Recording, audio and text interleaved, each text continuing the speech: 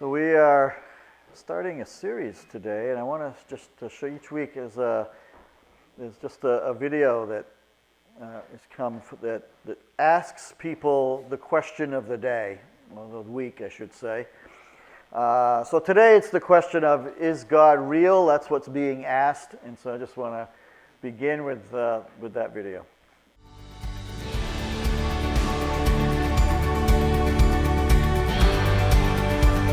I think Jesus Christ was a person.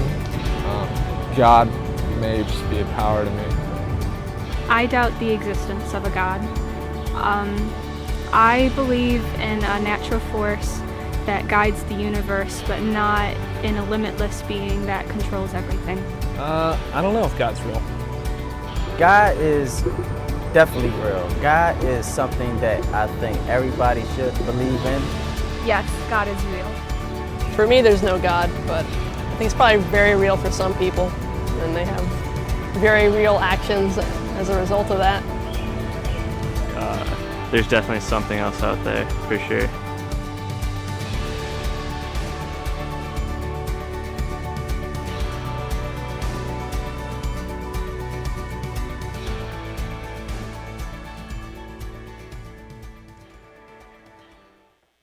So welcome to a new series called The God Questions. The God Questions. And, over the next few weeks, we're just going to explore some questions, some central questions that people are asking about God. So if you're a follower of Jesus, actually I hope this series will help you, equip you to have some conversations maybe with family, friends, co-workers, schoolmates, if they have any of these questions. And for those of you who have questions about God, and you're investigating for yourself, I'm excited to explore those maybe a little with you. So over the past 20 years, a guy named by the name of Hal Seed has done some surveys as to what questions people ask about God. And these are in the top 5 here. Is God real? Is the Bible true? Do all roads lead to heaven? How can a good God allow suffering? What happens when I die? So those are the questions we're going to cover over the next few weeks, and I encourage you to bring friends or have them check this out online, or maybe even say, hey, come on over, or I'll come over, let's watch it together, And I want to start this investigation by going back about 3,000 years, okay?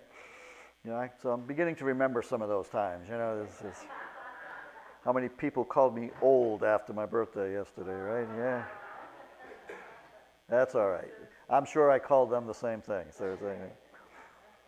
About 3,000 years ago, there's a poem or a song in the Bible that I want to look at. It's Psalm 19. So in the Bible, there's this collection of songs and poems. It's called the Book of Psalms. There's 150 of them in there, so memorize them all. And so they're poems, or if they were used as music, because that's kind of what music songs are, right? Poems put to music. This was written by King David. He is the king of Israel around 1,000 years BC. He was a victorious general. He was a king who led his country into economic prosperity, geographic expansion, and nationwide unity. He moved his country from the Stone Age into the Bronze Age. He was an innovator. And as David reflected on the universe and the existence of God, he begins with this statement. I want you to read this verse with me, the first verse of Psalm 19. The heavens declare the glory of God. The skies proclaim the work of his hands. Okay? David continues along that same thread in the following verses. He says, day after day they pour forth speech. Night after night they reveal knowledge. They have no speech. They use no words. No sound is heard from them. And yet their voice goes out into all the earth, their words to the ends of the world. Day and night, the sun and its daily consistency and the heat it provides to all the world. David is saying all of this points to God. This beautiful, masterful universe screams of the existence of God. I have told you that I am a self-proclaimed astronomy geek, right? I was the president of the junior astronomy club in high school. Girls went crazy for me, you know, it just... There was a senior, there was an adult part of that group, and I remember one time we got to travel. I think it was in Pennsylvania. I can't even remember. It was on the top of a mountain, and it was a whole gathering of people that loved astronomy, and there were these great telescopes that people were bringing out there. But it was the first time in my life that I had ever. I mean, we got there late. We got out of the car. It's nighttime already, and I grew up in a city. You know, I grew up in New Bedford, and there's lights everywhere, you know, and this was the first time there was no lights anywhere. And I got to see the sky, the night sky, with no lights, in the Milky Way, spreading across. And I got out of the car, and I went, wow! And the adults are like, shut up, you're just like, you know, you're embarrassing us, you know, because I was so taken back by the incredible enormity and how beautiful this was, you know. There's another time, it had nothing to do with astronomy, but it's when my family went to the Grand Canyon, and you get out of the car and we're walking over, and you see that for the first time, and it doesn't even look real. It's so incredible. It's like you feel like is that even like it's a painting or something? It was so, and you know, we went at night. We were there 2 days, and we went at night, and we wanted to go because that's what time we arrived. So let's go see the sunset over the Grand Canyon. Oh, amazing. My son Joshua said, I don't need to come back tomorrow. It was just very touristy the next day. And anyway, when we did go back, but he's like, I really don't need to come back tomorrow. This was enough. This was so incredible, you know. Breathtaking moment put together by a God who loves you. Is there a God? Well, I think the stars say that there is. But everyone wonders about God from time to time, because here's the deal. Believing in God requires faith. Faith. It's a central aspect of Christianity, right? Christians believe in God because we have faith in His existence. And faith often goes beyond empirical evidence, and it relies on a deep trust in a personal relationship. The Bible actually gives us a definition of faith. It's from Hebrews chapter 11, verse 1. Now, faith is confidence in what we hope for, and assurance about what we do not see. Let me say that again. So that's a great definition of what faith is. It's confidence for what we hope for. I am confident Jesus has gone to prepare a place for me. That's what we hope for, right? And the assurance about what we do not see. Man, if you think faith is for the weak, think about all the times you used faith on a daily basis. I don't know if you put money in the stock market, but boy, you have a faith you're not going to lose it all, right? Or at least the hope. You take a job with a company, and in faith that you're going to have faith that they're going to pay you once in a while, you know, that type of thing. Yesterday, had a wedding. Rosario Romero and Peter Dwyer got married, and you know, when we get married, every wedding I've done in 40 years, you know, we believe it's going to last forever. There's faith in that. You got up this morning, and you had faith. You didn't even know this. It wasn't even on your register, but you had faith there's going to be air to breathe when you got up this morning to make it through the day. All day long, we're using faith. But that doesn't mean we have to express faith blindly. That always bothered me when I heard that in church growing up. Well, it's a blind faith. No, it's not. Right? I mean, let's go back to those examples, right? If we invest in the market, but we only do that after reading maybe a company's prospectus on that, Are they doing well? We accept a job after interviewing for it and discovering about it. We get married, hopefully, after you get to know the person, and meeting his or her family. And we believe there will be enough breath and air to breathe, rather, because guess what? There was enough yesterday, and the day before that, and the day before that. Our faith is based on reasoning and facts and prior experience as well. Because God set it up that way. He's made a world of vast and complex logical and scientific structure. He's made creation so beautiful and masterful that merely looking up into the stars can make you wonder, where did this all come from? Who is this God? The heavens declare the glory of God. They are telling us that God is real. And it's one of the first evidences of the existence of God. I don't care who you are. I would submit that everyone, whether you believe in God, a God, or no God, your belief, in that belief, you must exercise faith. Different level of geek. My boys and I go to Comic-Con, and sometimes we've done that over the years, But there was another one that took place.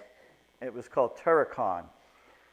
It was terrible. I would say the only wonderful thing about it is that it was there right before the new series was starting in the fall of The Flash, which my younger son Daniel was like. And we got there, and the CW channel had a booth, and they said, come back here at 2 o'clock, we're going to show you the pilot episode. So that was worth it all. But that's not part of the story. So there was a booth there, and it had some young students that were there, and it was just proclaiming, I believe in science. Maybe you've seen that, because what it's really saying is, I believe in science, not religion and not God, right? And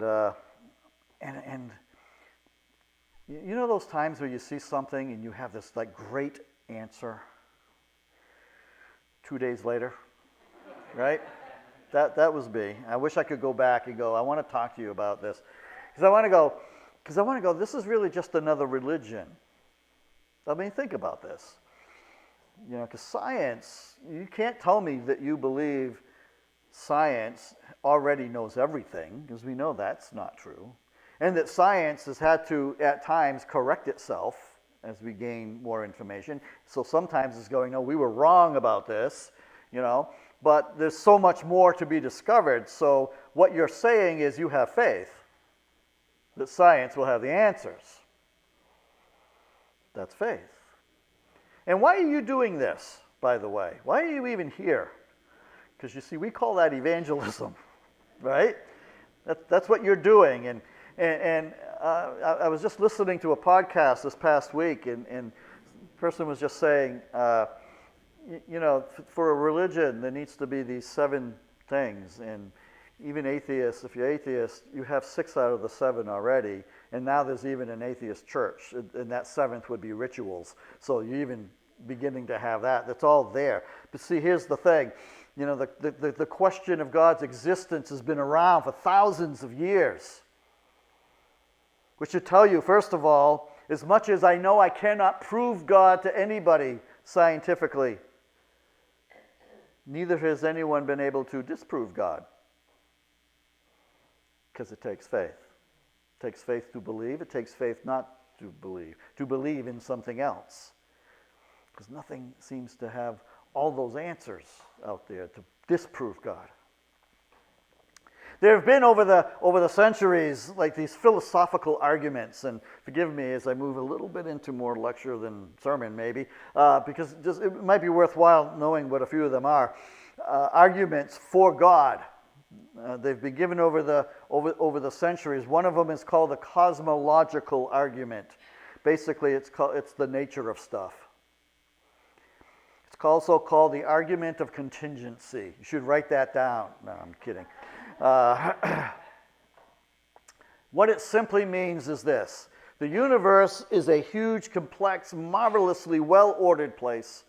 And since it exists, you have to explain where it came from. One possible explanation of how something got here is that it was self-created. It came from itself. But that really doesn't follow logically. Because scientists who study this sort of thing tell us that just about everything in the universe is contingent. And what that means is it is dependent on something else to exist. Take trees, for example.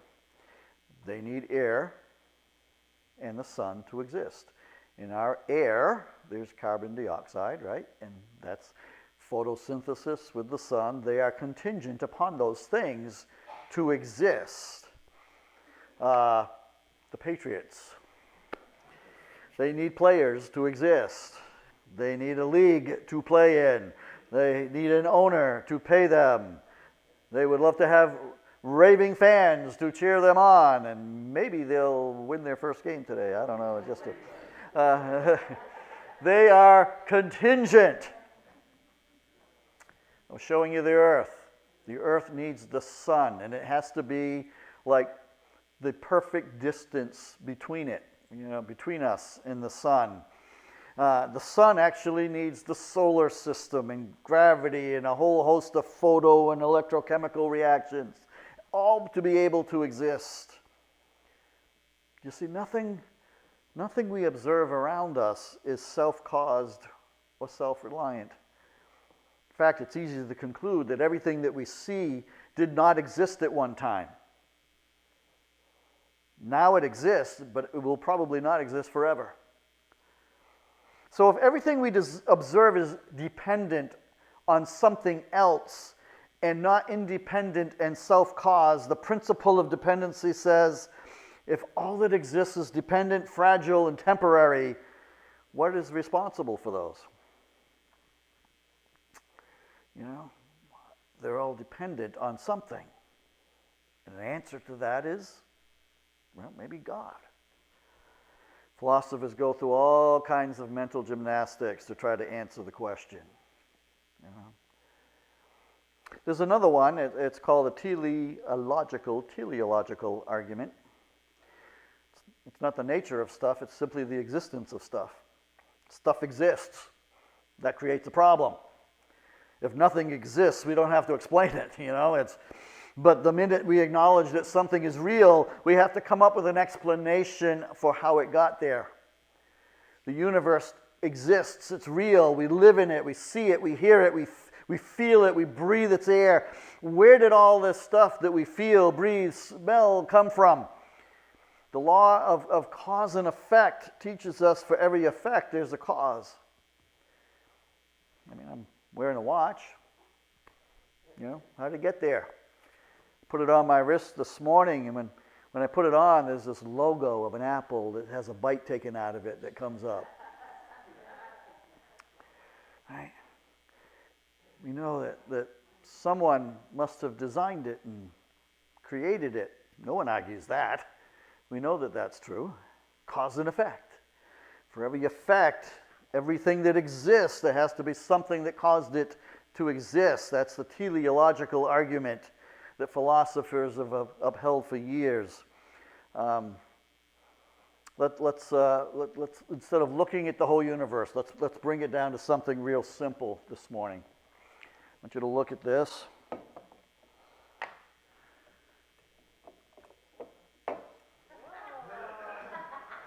I'm thirsty. I have not been putting this in there yet, so it's like, right? Coke can. You ever wondered? Hopefully you have not. Have you ever wondered how this got to be the way it is. Yeah. Where it came from, how it was formed. Let me tell you about it. Millennia ago, a massive explosion came out of nothing and nowhere and sent this gargantuan rock spinning through space. And as it cooled down, there was this brown, sweet, bubbly liquid that formed on its surface. And as time passed, aluminum crept out of the water and shaped itself into these dimensions which just happened to be the right size and shape for a human hand that would develop a few million years later. Over time, this thing formed itself into a one-time retractable lid. And then a crease right up here, I can see it, a crease started to appear a bit off center on the top, and out of it grew a pull tab. Centuries later, red and white paint fell from the sky, and it just clung to this thing, forming the letters Coca-Cola. And obviously those 8 letters, they have a deeper meaning because we see them all over the place, right? You see them everywhere, and you realize that this logo is one of the primordial, has this primordial renaissance that you know, people have described this as the joy of cola, the choice of a new generation, you know, but it's been around for ages. And the really cool part is that this primordial force that generated this pattern even put a little trademark on it.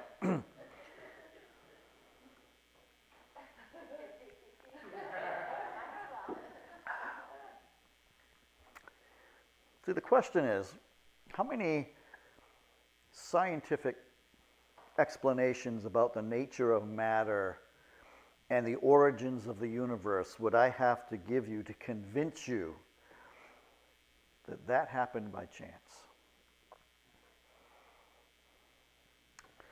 What are the odds that something this complex, this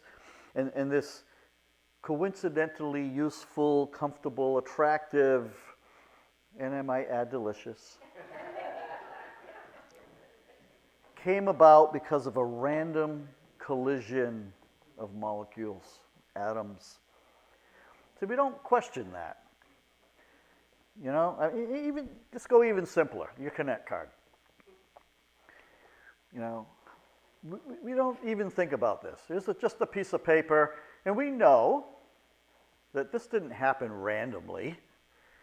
You know, that there's information on that, there's ink on here, a toner or whatever, and we look at this is real so simple, and we would automatically go, there had to be a designer behind this. It didn't happen by accident, right? Coke can, Connect card, right? That there is a creator behind it. There is a designer behind the design. We all know that. We don't ask that out of those simple things. However, take a look at this. What is that? DNA. It's the book of life. DNA. Right? We know this couldn't possibly happen by accident, and how simple this is. Or this. Put that back up, please, Kaylee. Where's my DNA? You just took away my DNA. And yet, we conclude, or many people do, that this was all by chance. There is so much more information in that piece, in DNA, a piece of DNA, so much more complexity, so much more. And we refuse at times to think, maybe there's a designer behind something that is designed so incredibly intricately, right? You can take it off now, thanks. Remember how Psalm 19 said that the heavens declare the glory of God? I would argue that our DNA inside us does too. There are scientists now that are looking and going, the complexity in there, the design is so intricate. There are like little biological gears that actually move, and there is a design that we cannot deny. And that's what that argument is. The teleological argument is if there's a designer behind a design, you know? To design something so intricate and delicate and beautiful and superior as this. Actually, it tells me that, man, whoever designed that's got to be smart and thoughtful, creative, superior, even loving. Because he designed this around the needs of the creation. I mean, how smart do you think you'd have to be to design one of those from scratch, right? Because that tells us something about God's power. And if you want a verse to share with a friend, they should ever ask you, how do you know there's a God? And Paul in Romans chapter 1 says this, "For since the creation of the world, God's invisible qualities, his eternal power and divine nature have been clearly seen. They're being understood by what has been made, so that people are without excuse." And he had no clue what this was. Not that. DNA, right? Quiet. The designers sometimes make mistakes on our part. Yeah. If you just stop and look, right? But here's the deal. The question is still one of faith, isn't it? It's simply, the question is, what takes more faith? That God did this, or it's just a random chance? I'd argue it takes more faith to believe that. And beyond philosophical arguments, there is our personal experiences, isn't it? It's why when we began our prayer time, I was just like, think about how God has made himself real to you. And I know that can seem very subjective, but they're very real and they're very numerous, you know? At some point you got to go, well, that was a coincidence. Well, that was a coincidence. And at some point you begin to go, how many coincidences have to happen before it's not a coincidence, right? Look at the lives that have been changed because someone believes in God. You got in Scripture, you've got an enemy of the people of Jesus, given approval to their execution. Saul going down the road, but he encounters Jesus. And oh my word, a life that has changed. He wrote most of the New Testament. Every disciple who has walked with Jesus was willing to die for the truth that they believed. And they did. That Jesus is God. And how many experiences can we talk about where God has made himself real? And I can't argue your experience, right? I can try to explain it away, but I can't say it didn't happen to you. God created the world and has sustained every fiber of everything from the beginning of time, and he gave us this very life he gave his very life to bring us back into a relationship with him. And he is preparing this amazing place in heaven to all those who believe. And he's coming back to make the world right someday. So if your question is, can I trust him? The answer is, yeah. Look around. The heavens declare the glory of God and has shown himself to be trustworthy with an entire universe. And so why not trust him to direct your life? So if maybe today, maybe today's your day to just say, you know what, I want to come into this relationship with God. Well, maybe if you already have, how do we respond to a message about God's existence? You just worship him in the way that he's revealed himself. We prepare ourselves to maybe talk about why we believe God is real. So I'm going to pray to the end of this. And first I'm just going to pray. If you're searching, I just want to pray for you. Lord, if there's anybody here who's just here online today, or whenever they're listening to this and you're using it, God, somebody who's got the questions, I would just pray today that you would reveal yourself in a way that begins to show how real you are.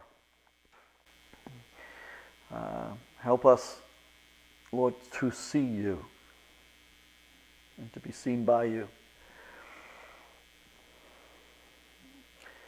Lord, we're just praying that you would reveal yourself. And if somebody, Lord, wants to say yes to you, it's just, listen, if that's you, that's all you need to do. It's just, we call a prayer, which has all of this baggage. All you have to do is talk to God. You say, and God, I believe you sent your son Jesus to die for my sins. I want that forgiveness.